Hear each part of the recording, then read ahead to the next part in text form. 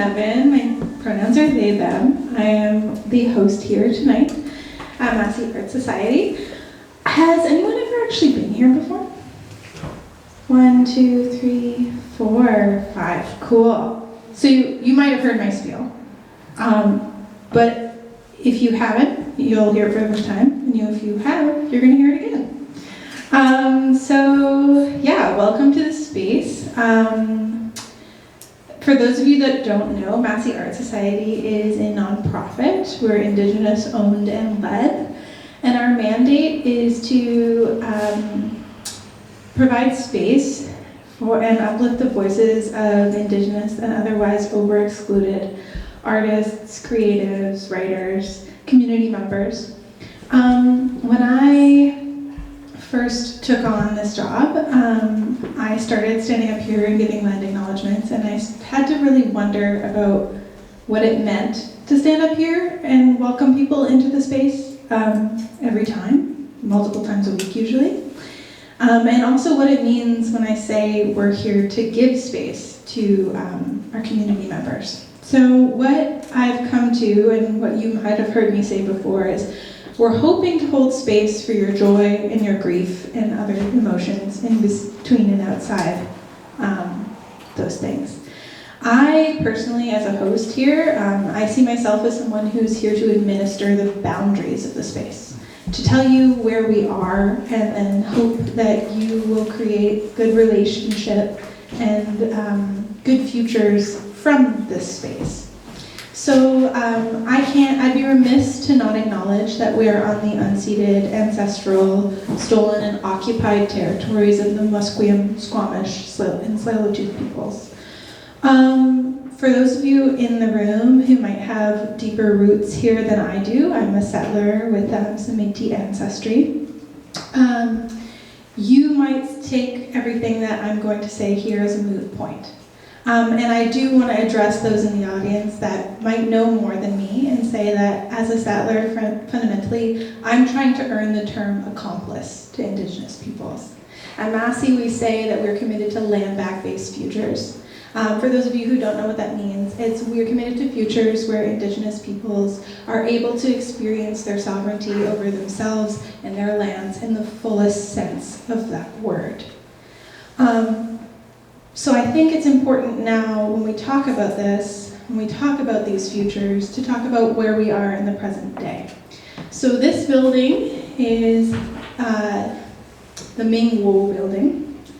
Did anyone ever come here when it was Ming Wu? Mm-hmm. Right, so you probably knew it as like a cookware store, yeah.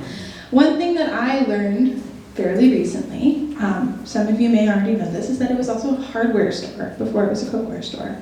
And one of our neighbors down the block, when he was here for a presentation that was talking about the race riots that happened 116 years ago in this neighborhood and other neighborhoods in so-called Vancouver, that this is where a lot of building supplies for Chinatown community was provided for. So these floors are really important floors. And I think as I stand here and introduce you to this space, I need to introduce you to all the senses of what this space is and what it has been. I don't have a lot of authority to speak on this land. We are actually just steps from Kemalai. It's a Squamish word meaning place of many maple trees, and it's an ancestral maple harvesting village. So this has been a gathering place for people for a very long time, and it will continue to be a gathering place for people for a very long time.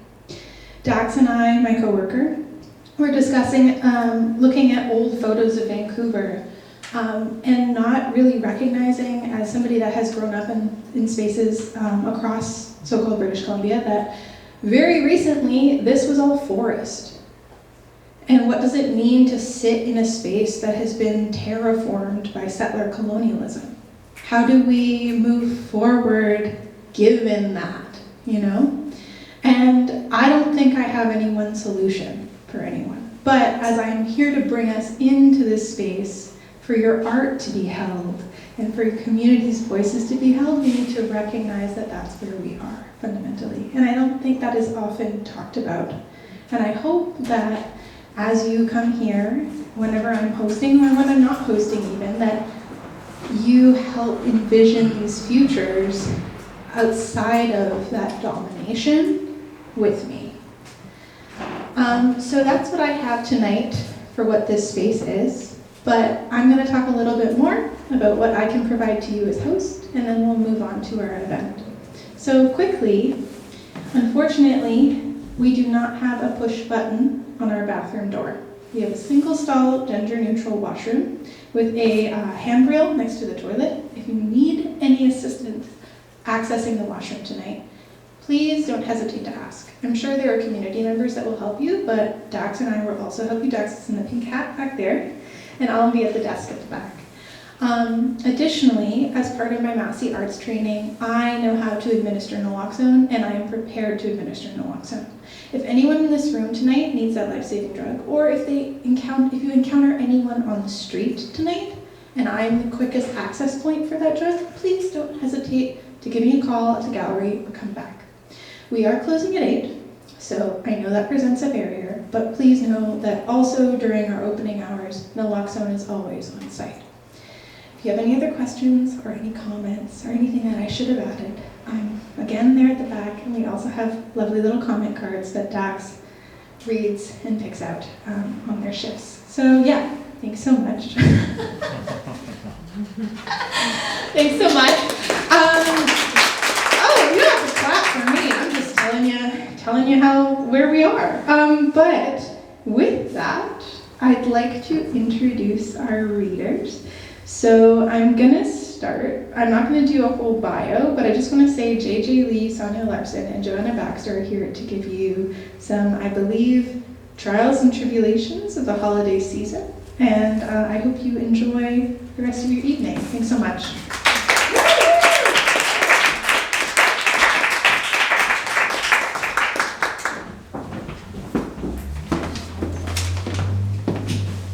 Hello, everyone. I'm so lovely to see you this evening. I'm JJ Lee. I'm the editor of Better Next Year.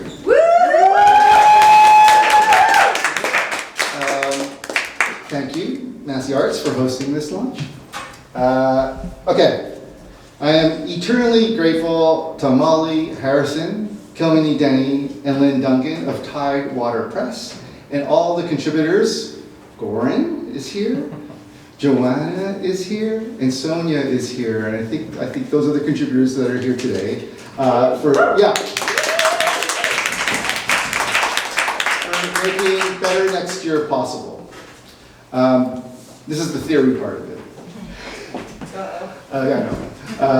I think all good Christmas stories are actually bad Christmas stories. Whether it comes from the pages of Charles Dickens, or a frame of a Frank Capra film, or a collection of holiday ghost stories by Jeanette Winterson. Watch out for this mic, it's got feedback going there. Hold on. Okay. By ghost stories of Jeanette Winterson. Despite the pledges of peace, goodwill, and joy to all, the holiday has a mournful streak in it. Perhaps it's because Christmases come and go, and the good ones are always at risk of melting into the warm fog of the forgotten. Good as they get, we lose them. Time takes them away, age takes them away, forgetting takes them away. So we mourn, and we plan for the next one to reignite our sense of family, togetherness, well-being. God, we're stupid. Because when we get to the real thing, it falls apart. You didn't find the Cabbage Patch doll. He asked for Bakugan cards, not Pokemon cards. The breast is a little dry. You're sick.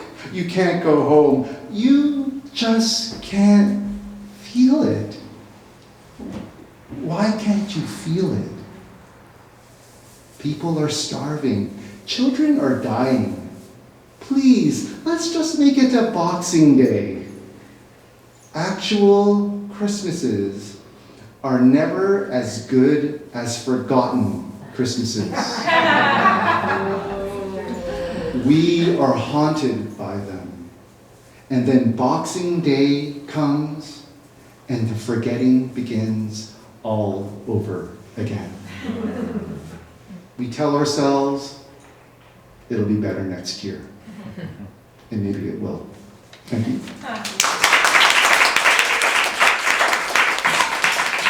All right.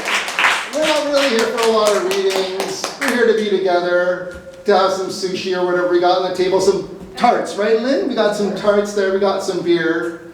But as a great appetizer to those things in good conversation, I call upon Sonja Larsen, winner of the Devastating Award. Our story, Recollections de Noel. Sonja Larsen, everybody!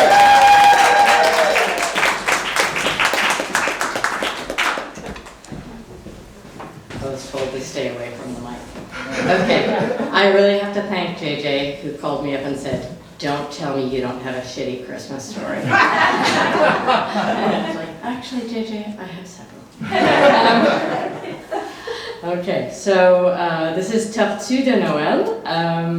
And I guess, can I just say one thing, is that I think those bad Christmases, even though this was a story of a terrible Christmas, it is really a memorable Christmas for me too. It was not really, in retrospect, it was a powerful Christmas, which I think is something that sort of transcends the good and the bad, right? And reading all these stories, I just came across that so many times, you know, is the power of that moment, kind of. So, all right. And I did not expect this story to have turtles. Okay, Tortue de Noël. The room came with a turtle.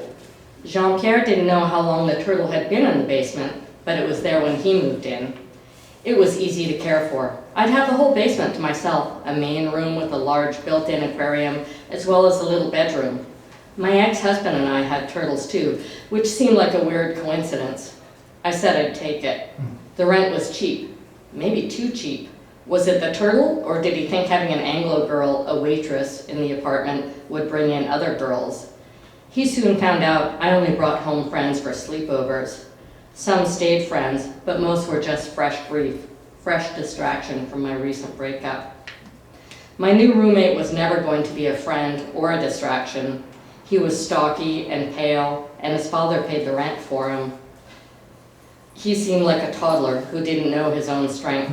There was no chance of things getting blurry with him, which was a relief. Too many things already felt blurry. We didn't have a lot in common, but I didn't mind making small talk, an opportunity for a free, if slightly dull, language exchange. The turtle, la tortue, the weather, a lot of life advice he'd gotten from his dad. His dad was a prison psychiatrist who believed in working hard and being realistic. Being realistic was what made Jean-Pierre drop out of med school and study pharmacology instead. There's no shame in that, he said, like I had implied there might be. I was studying liberal arts, so who was I to judge? His pharmacology studies didn't seem limited to school. Over time, I realized Jean-Pierre had drugs for studying, partying, calming down, or perking up. Some days he was scrubbing the bathtub with a toothbrush, and other days he could hardly get out of bed. Pills weren't really my thing. Once, when I was nervous for a test, he gave me something, but I got too stoned to even focus on the page. Not that I was against drugs. I liked pot and hash, cocaine, maybe a little too much. I liked my vices to hit me right away. I didn't want surprises. It shouldn't have been a surprise to find myself getting divorced at 23, and yet it was. Like a post you walk into when you're drunk, you step back and wonder how you ever managed not to see it. I'd stormed out of our place after I found out my husband was cheating on me. He couldn't leave me if I left him first. He kept the apartment, the aquarium with our two turtles, while I moved into a series of temporary living arrangements, a friend's couch, my dad's guest room, until finally I'd landed in this basement room. And instead of living my forever life, I woke up every day surprised to find myself in a basement on St. Dominique Street with an abandoned reptile and a pill-popping boy. For a guy with a lot of access to drugs, Jean-Pierre didn't seem to have many friends to share them with. Maybe he had friends and I just missed them. I was at school or sleeping most days and out most nights. I was a waitress and a regular at a few bars on the Main, the Balmoral, the Biff Tech, Bar Saint Laurent, Double Deuce, Café de Poète. I was heartbroken and lonely, but seldom alone. Still, it never occurred to me that Jean-Pierre was sad too until a week before Christmas when he almost jumped off the Champlain Bridge. I heard about the shutdown, but it wasn't until the next morning when his dad showed up and let himself in with the key that I learned that it was Jean-Pierre. His dad had brought moving boxes. He told me there'd been an incident. His son was in the hospital. When he got out of the hospital, he was moving back home. With his crisp haircut and clenched jaw, he looked like a man used to institutions, used to being obeyed. I've got a month, the dad tells me. Then he's going to break the lease. I kept waiting for him to ask me about Jean-Pierre, maybe the pills, maybe if he'd been different lately, but the only questions the doctor asked were about kitchen items. Whose cup was this? Whose pan? Maybe he thought this obviously hungover Anglo woman didn't have the answers, or maybe he just didn't want to know. Joyeux Noël, I said as he was leaving, and I didn't know if I meant it to be sarcastic or polite. Of course, he was not going to have a joyous Christmas. Joyeux Noël. I was probably 5 and just starting school, the first in my family to begin learning French. We'd only recently moved to Quebec. My parents had begun asking me how to say things. What is this called? How do you say that? I had questions too. Was Père Noël like Santa? Yes. Was Santa real? No, my mother told me. He was a lie people told to trick children into being good. And God, the bon Dieu? Also a lie. But when I spread that truth to the neighborhood kids, they weren't allowed to play with me anymore. Hippie American heathens. After we'd been in Quebec a few years, my parents decided to check out a commune in California.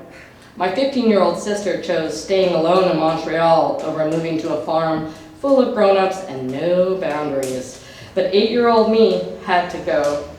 My first Christmas on the commune, we used the $25 my grandparents sent me to buy gas for the communal backhoe. I got a lamb that I was supposed to raise for food. Sometimes my sister and I play the who had the worst childhood game, and we're always convinced that the other one is winning. At the commune, people were always coming and going, but after a while, they mostly go. We lasted a year, maybe a bit more. No one knew how to farm or even get along. The commune was over, and so was my parents' marriage. My dad moved back to Montreal. My mother and I stayed on at the commune as long as we could, but eventually we left too, moving into a nearby small town. My sister moved there too, but lived on her own, even though she was only 17. After the commune broke up, our family began the only real holiday tradition we ever had, the tearful long-distance phone call. Which parent I lived with and how long I stayed changed from year to year. Every phone call was a negotiation, even when it was just the smallest things, the time difference, who was going to pay for the call, how long I could stay on the line. Those phone calls were hard. Did it get there on time? A present that cost as much to send as it was worth. Did you like it? I don't know what you like now. Yeah.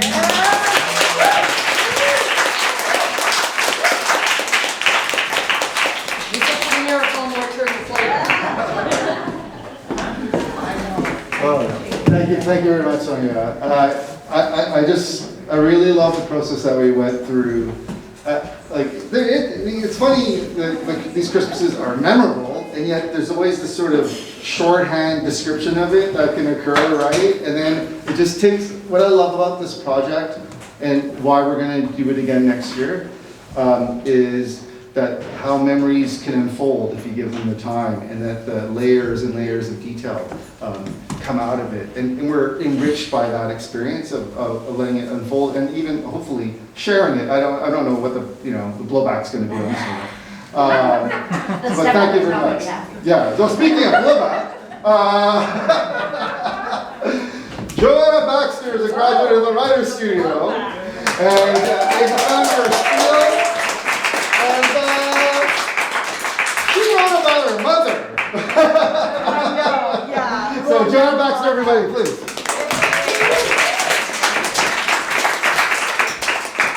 So a note on writing about one's mother. Just say, I've been writing about my mother for at least 30 years. And I finally had the guts to give her the story to read last week. And I was really nervous. I was really, really nervous about it because I wanted it to be an honest, true love story, but also true. And she loved it so much. She thought the book was named after her. Her name is Beta, and she read Beta next year. Whatever works for you. I also just wanted to say that it's so amazing being published in an anthology like this because now I get to be out in the printed world with neighbors, like forever. We live together forever now. It's like we're sort of ISBN neighbors. Like it's cool. So anyways, it's a great honor and pleasure. So, all right, I'm gonna just launch into, I'm in the middle of the book, so I'm gonna just start in the middle of my story. I'm just gonna, yeah, all right. Mum is mid-tale about dragging some 45-foot-tall spruce tree behind the family Volvo as I get to our destination, and I idle right in front of the cathedral to let everyone out. I crane my neck over the steering wheel to get a better view of the intricate neo-Gothic stone rose window that towers above us. The fine relief of the carving is dusted with snow that gives it a highlighted 3D effect. Just like the photos, this cathedral is mightily impressive with its 2 uneven towers, a sight which should please Mum, but she's back to fiddling with her purse. All cheery and oozing with patience, I wait until she's found her lipstick, then gently nudge her to gather herself up.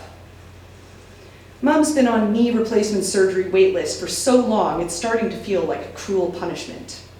To convenience my passengers, I've inconvenienced some prized champ in the lane behind me who starts blaring on his horn. He stops only when my daughter produces Mum's walker and cane from the trunk, and I think how my darling had better be giving him some of that killer eye rolling she's been perfecting on me. Mum calls her walker Johnny Walker, and I wonder why I don't laugh at more of her jokes.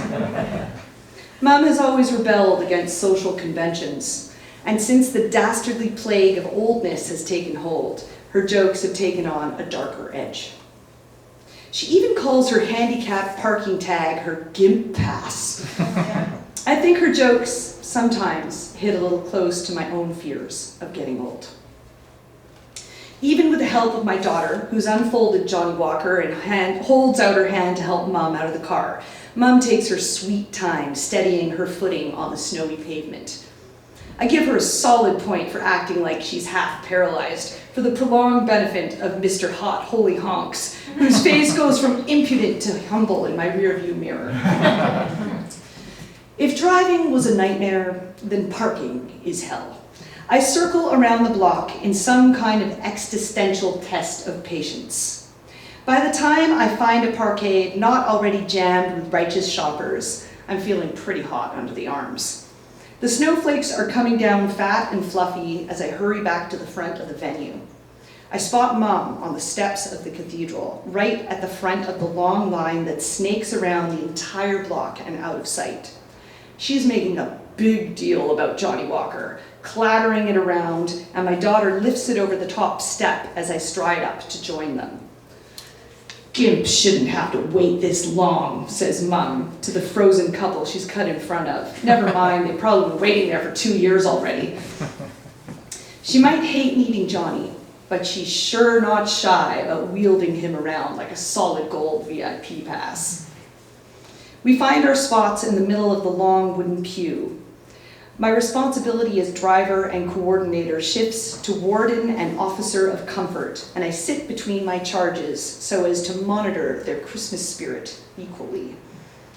I should have clued into the guaranteed uncomfortable sitting arrangement implied by the word cathedral, especially one modeled after a French one from the 13th century. There's probably some 1,000-year-old papal decree about discomfort as proof of godliness, or maybe it's just the oldest trick in the book to keep people from getting too cozy and falling asleep during Mass. Either way, I should have thought to bring a pillow for Mom. Whenever she comes for dinner, she orders the grandchildren to fetch her a pillow. Sometimes she even wants two. The look on Mom's face says, I should have remembered as well. So I take off my coat and fold it into a square so she can sit on it like a cushion.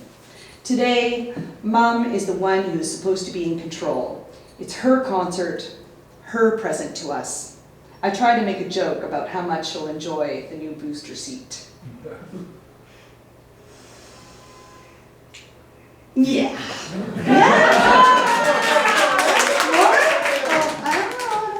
Yeah, are you gonna shepherd up? Yeah, I'll go for it. Okay, you give me the, okay. Feels old and grand in the sanctuary. If anything, post-colonial Canada can be considered old, with ornate details on every surface of the interior, which is excellent for keeping both teenager and grandmother occupied in active detail observation mode. I point out 3 lovely oak altar pieces that are backed by a carved screen and covered in gold foliage. Mum tells us the screen is called a reredos and explains that it comes from the Latin word dorsum in factoids like this. How she really perks up at any old classical segues, plucking from her deep reserve of old languages and the old European ways. Mum keeps rearranging and slipping around on my coat, and I hope I didn't leave my glasses in the pocket. I shift attention to the massive organ beside the main altar. Mum knows a thing or two about pipe organs, despite never having been a churchgoer. One summer, when my brother and I were teenagers, Mum took us on a European tour through Sweden, Germany, and France. Over 5 weeks, I learned to drive stick on the Autobahn, raced through clandestine speed as fast as the French, sideswiped my way through cobblestoned Parisian traffic, all to arrive at Église Saint-Sulpice, Mum's idea of Mecca. As soon as she'd finished thanking God for sparing us in a fiery wreck, Mum resumed her secular philosophy. Cathedrals were places of utmost sacred beauty, just as long as there wasn't too much of God in the picture. And that you didn't need to love God to love churches. Even after weeks of dragging 2 know-it-all, back-talking high schoolers into places we never would choose to go, Mum's determination to show us majesty in architecture and sound never faltered. If it was up to my brother and me, we would have ignored all those soaring arches and Corinthian capitals, our eyes and ears pushed down into our immature selves. But Mum knew better. She said, listen, which was all it took for us to pay attention, to stop thinking about our self-importance for 10 seconds. A tiny pause that turned into a trick of 2 minutes, and then 12.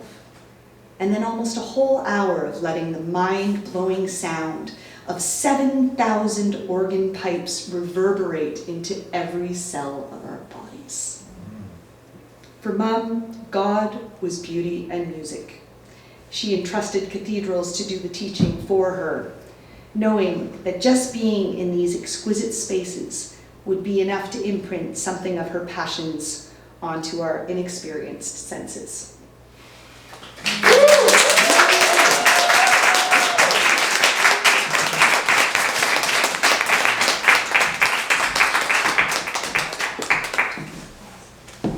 That is it for our formal program this evening. A very short taste of some of the stories in Better Next Year. I know it's a busy time of year, but I really encourage, if you buy extra copies tonight as your main Christmas gift to family and friends and to people you don't like very much, it benefits Massy Books. The people who've come to sell the book for us today and who've stocked so many of them. I would love for it if you find the opportunity to grab a couple more copies. That would be so wonderful.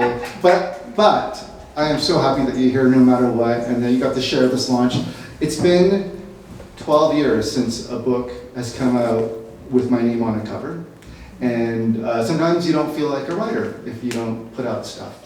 And so I really thank Tidewater Press for making me feel like a writer, and for these lovely contributing authors, Goran, Sonja, Joanna, for being part of just an incredible ride. And to all my friends that are here, and the friends of our authors, and the friends of Tidewater and Massy, thank you very much. Thank you for being here, and just hang around and have a drink, okay? Thank you.